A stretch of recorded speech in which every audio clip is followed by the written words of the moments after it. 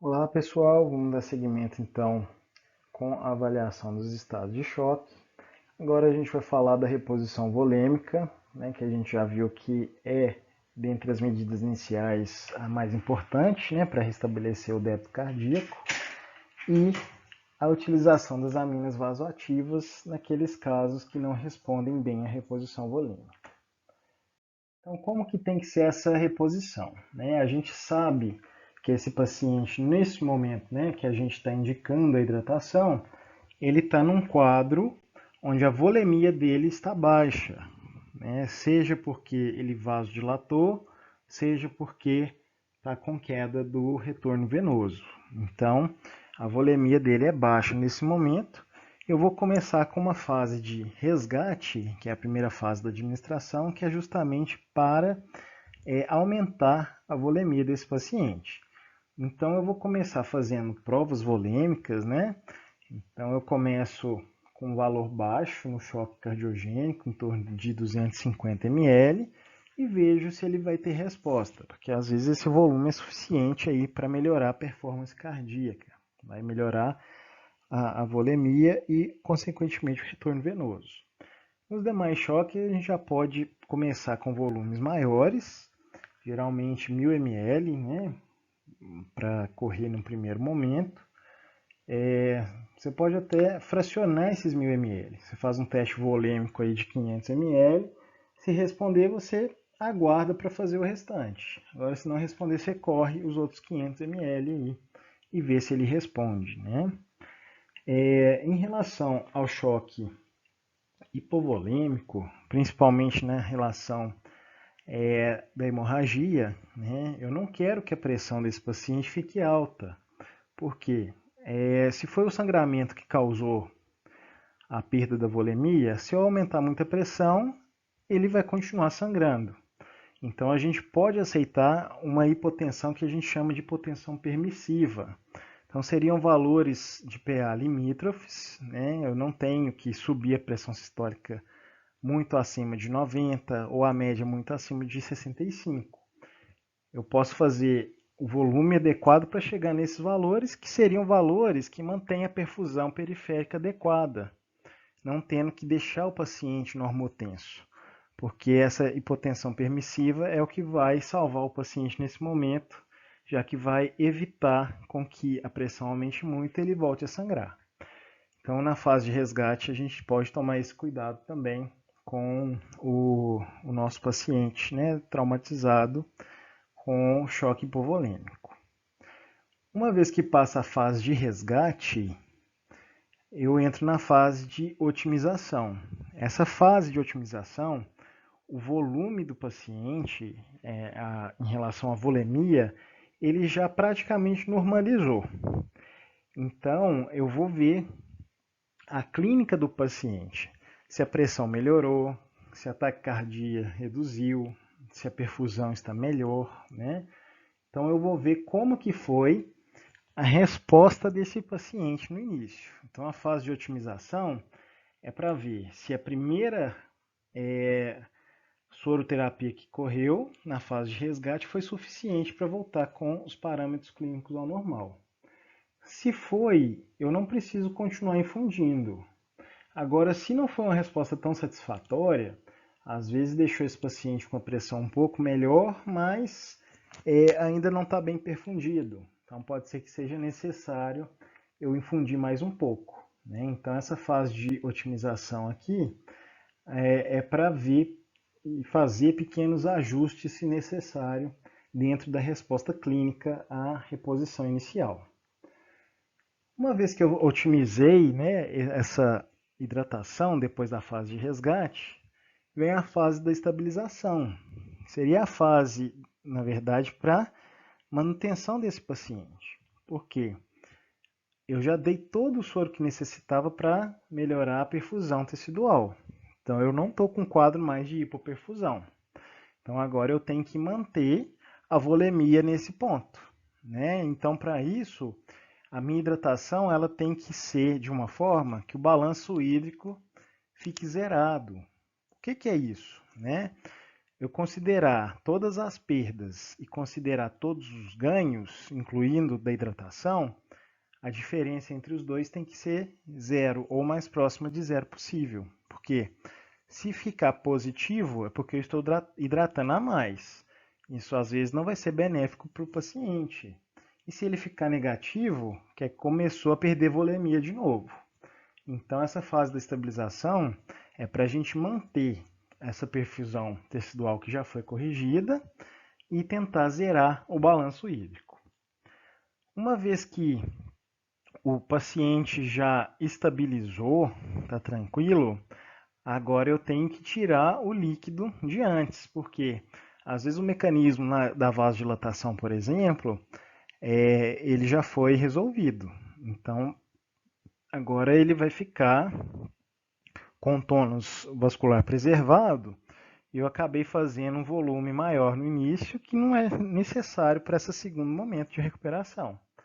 Então, na última fase, que é a fase de ressuscitação, eu tenho que tentar negativar esse balanço hídrico, fazer com que as perdas sejam maiores que os ganhos. Então aqui pode ser que seja necessário reduzir a hidratação e a gente ir acompanhando a diurese do paciente de forma que as perdas sejam maiores que os ganhos, para a gente voltar com o estado basal de hidratação do paciente. Isso depois da estabilização, né, do choque. E essa ressuscitação volêmica, né, naquela fase de resgate, ela tem que ser o mais precoce possível. Então, vi que o paciente está com choque, funciona os acessos venosos e inicio hidratação. Isso é para melhorar retorno venoso, melhorar débito cardíaco. Aqui a gente pode utilizar tanto as soluções para hidratação, quanto a hemotransfusão. A hemotransfusão vai ser muito útil nos casos onde houve perda sanguínea maciça. Mas no restante, a hidratação com as soluções específicas vão ser melhores. Antes de falar dos tipos da solução, a gente só tem que lembrar a relação das forças de Starling. O que seria isso? Eu tenho dois tipos de pressão, que seriam as pressões hidrostáticas, representadas na parte esquerda, né, da imagem, e as pressões coloidosmóticas ou oncóticas, que é representada à direita. Então, a primeira hidrostática é a pressão do líquido, e ela tende a ir para o lado contrário. Ou seja, né, a pressão hidrostática capilar tende a fazer o líquido a ir para o interstício. Então, ela acaba reduzindo a pressão arterial.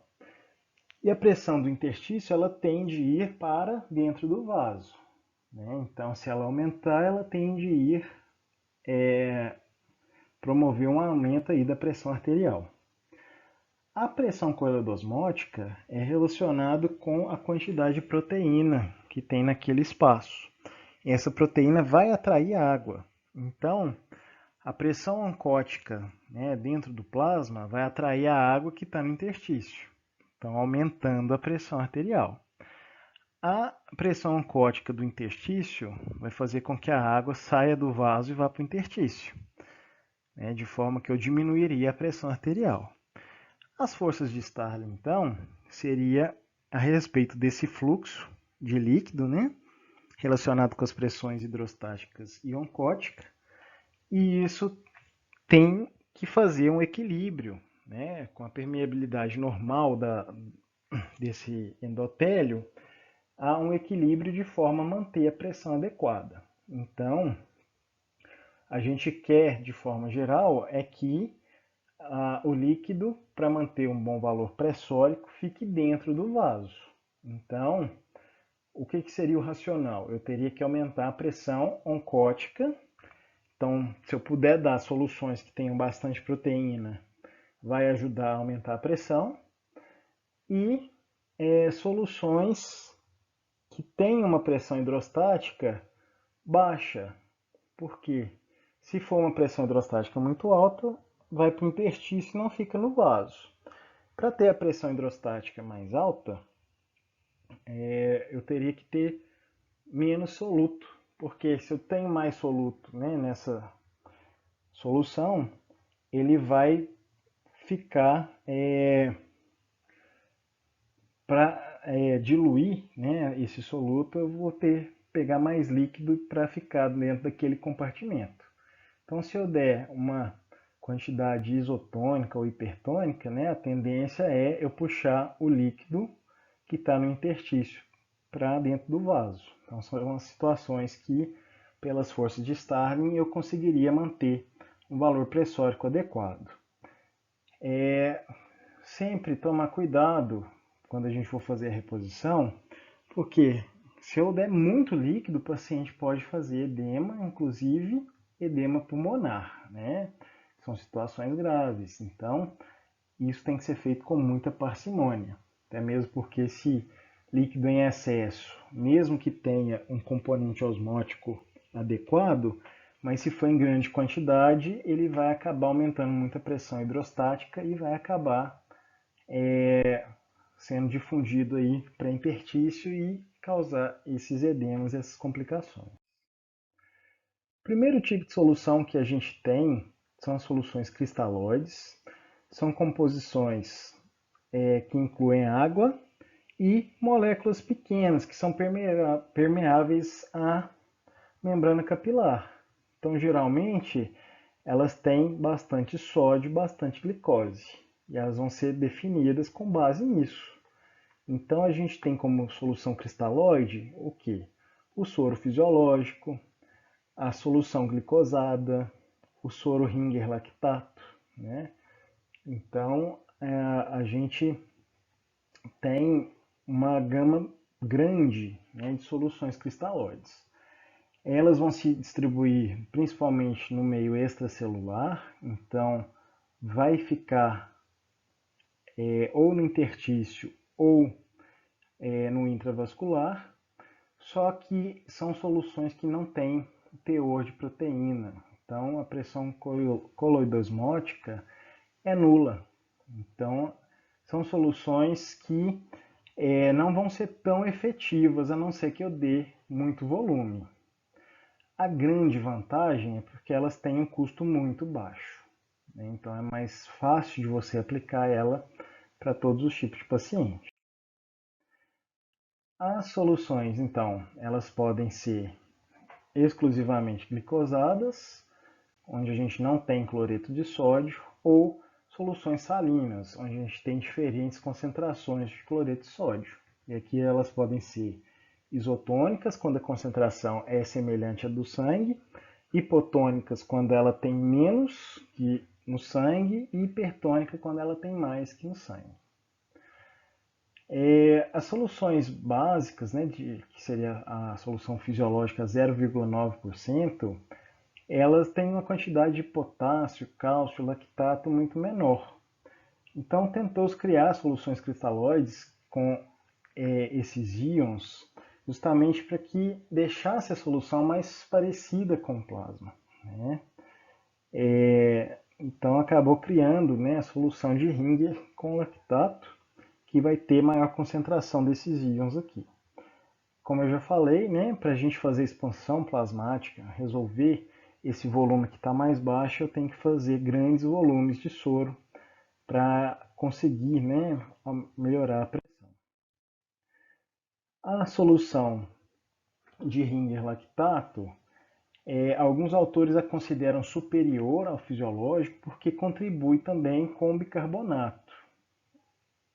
O soro fisiológico ele não tem o bicarbonato na composição. Então, os pacientes que estão fazendo uma acidose metabólica podem se beneficiar um pouco mais do Ringer lactato, já que está indo um pouco de bicarbonato junto.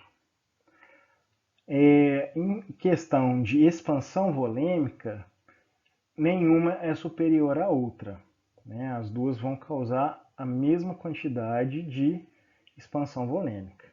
Tá? Tem que tomar um cuidado com a solução fisiológica, porque ela é com cloreto de sódio. O excesso de cloreto pode evoluir com uma acidose hiperclorêmica e pode até piorar um pouco o prognóstico do paciente, né? Então, geralmente se usa para ressuscitação Ringer lactato, justamente pela composição ser mais próxima do sangue. Tá? Quando a gente está falando em expansão volêmica, que é justamente o tratamento do choque, a gente não usa solução glicosada, porque como ela não tem o sódio, quando eu administro, ela vai diluir o sangue, né, e a concentração extra celular intersticial de sódio vai puxar essa água da solução glicosada com muita rapidez. Então, assim, a glicose ela não tem um potencial osmótico muito bom, igual o sódio tem. Então, esse soro glicosado ele vai sair rapidamente de dentro do vaso.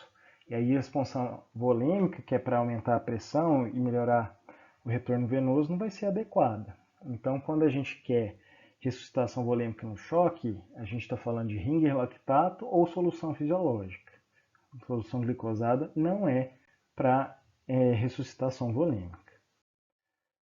Aqui a gente tem uma tabela comparando as principais soluções com o plasma, né? E aqui a gente vê que as soluções de Ringer e Ringer lactato têm os íons potássio, cálcio, em valores próximos aí do valor normal, né, de um paciente, enquanto o soro fisiológico não tem nenhum desses íons, né? E lembrar que ainda o Ringer lactato tem uma quantidade de lactato também, e também é associado a um bicarbonato, que não está aqui na tabela, né? Mas é uma osmolaridade e uma composição mais próxima aí da do sangue, tá? Outro tipo de solução que pode ser utilizada são as soluções colóides. Então a gente viu que a cristalóide não tem proteína, vai ter alguns solutos que vão ter capacidade de ficar dentro do vaso, mas a gente precisa de muito volume. Agora, em relação às colóides, a gente tem moléculas maiores que não são difundíveis pela membrana capilar. E aqui a gente tem bastante proteína. Ela vai ser natural, pode ser algum componente do sangue, é muito comum a albumina, mas outras soluções seria o plasma fresco, o sangue total, né, que seria a transfusão de sangue de todos os componentes. A gente tem também as soluções colóides sintéticas, né? Tentou-se criar soluções com moléculas maiores que teriam o objetivo de aumentar a pressão oncótica, né?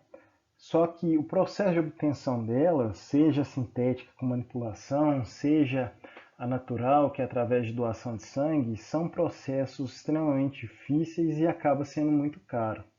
Então, o custo para você utilizar a solução colóide é um custo muito maior do que a da solução cristalóide.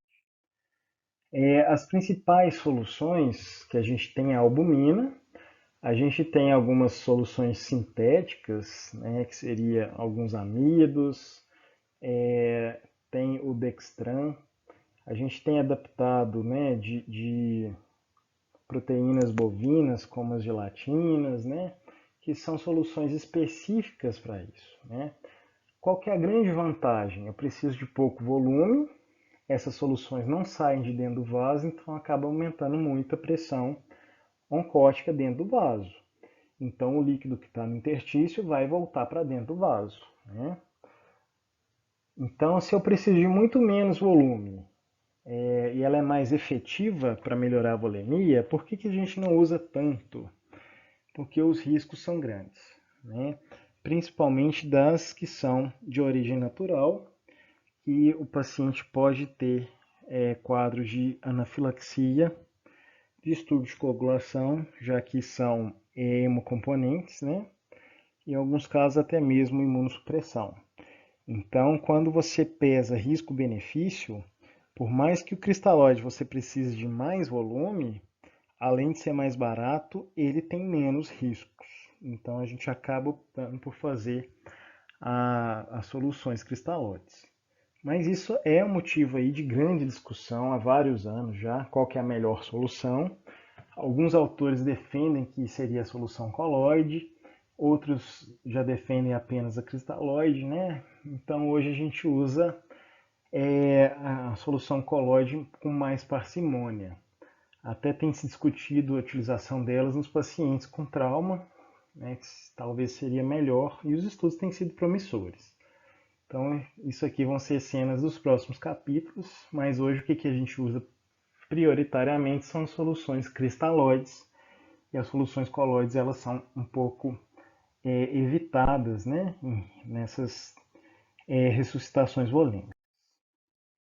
Agora eu fiz a hidratação toda, uma hidratação pesada, e eu não consegui manter nível adequado pressórico, eu não melhorei a perfusão do paciente. Então a hidratação não foi suficiente para esse paciente. Então o que eu vou fazer? Eu vou associar essas drogas vasoativas, né? Grande parte delas são catecolaminas, que elas podem ser utilizadas de diversas formas, em vários tipos de choque, com o objetivo aí de melhorar o débito cardíaco. A gente já fez a hidratação para melhorar o retorno venoso, agora a gente vai tentar melhorar a contratilidade do miocárdio. Então, essas drogas têm um efeito inotrópico positivo e fazer com que elas atuem como vasopressor, para fazer uma vasoconstrição. E, nesse caso, a gente vai trabalhar com o objetivo pressórico, que eu tenho que manter uma pressão arterial média mínima de aproximadamente 65 milímetros de mercúrio, que é a pressão mínima para manter uma perfusão adequada. Então, se eu dei a reposição, né, ressuscitação volêmica, e a pressão média não subiu de 65, eu já tenho indicação de fazer a droga vasoativa, né? Para eu fazer as drogas vasoativas, a monitorização tem que ser invasiva, então eu tenho que fazer a punção da PIA para conseguir monitorizar isso melhor, né? E eu sei que essas drogas vasoativas vão agir naqueles receptores alfa e beta, de acordo com o tipo de droga, vai ter ação mais ou menos em algum tipo desses receptores, né?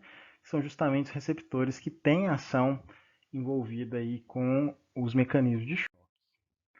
Então essa tabela mostra, né, vários tipos de catecolaminas que são utilizadas, sendo que a gente tem algumas com ação alfa.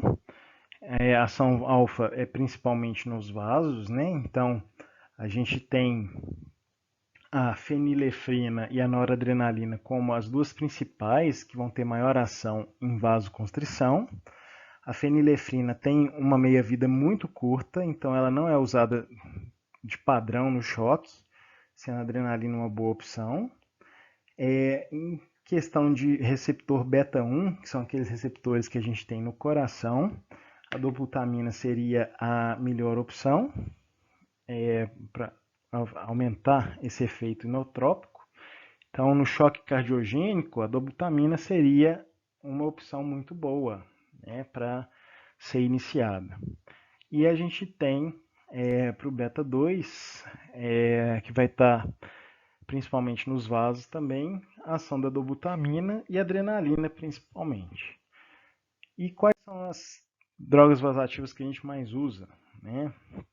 Dessas catecolaminas aí, a noradrenalina, ela vai ser sempre a primeira escolha. Então, o paciente está com choque que não responde a volume, a primeira droga que eu começo é a noradrenalina, né? A adrenalina ela é boa, mas para potencializar a ação da nora. Então, quando eu já fiz o esquema de hidratação, não respondeu, já iniciei a nora, não respondeu, eu posso utilizar a adrenalina para potencializar a ação da nora. Então, esse choque refratário, a adrenalina pode ter uma utilidade interessante para nós.